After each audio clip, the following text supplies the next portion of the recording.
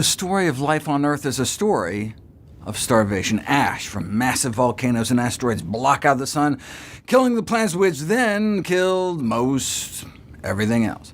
As Darwin pointed out, though, from this war of nature, from famine and death, the most exalted object that we are capable of conceiving arose, namely us. We are particularly well adapted to prolonged fasting.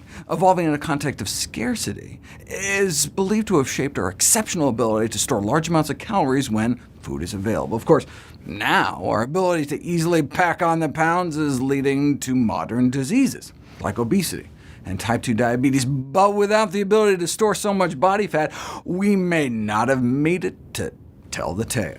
And it's not just asteroids millions of years ago. All of Upper Egypt was dying of hunger.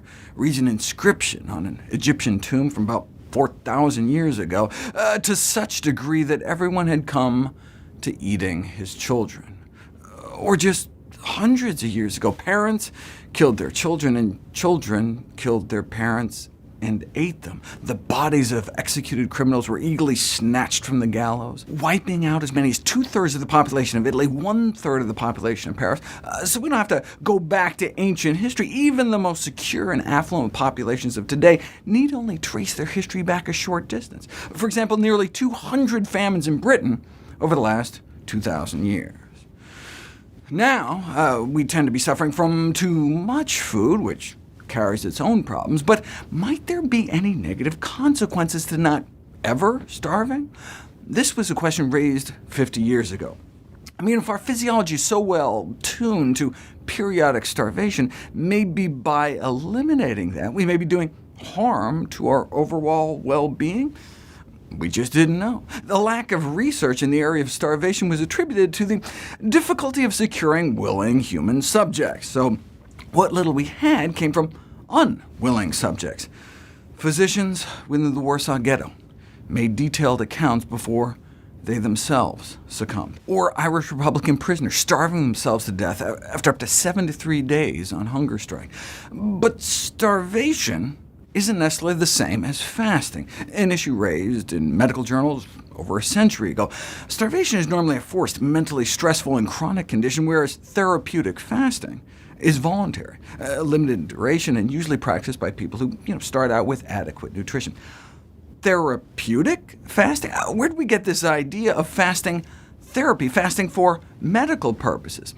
Well, it may have originally rose out of the observation that when people get acutely ill, they tend to lose their appetite. So maybe there's something in the body's wisdom to stopping eating. That's presumably where the whole starve a fever folklore came from.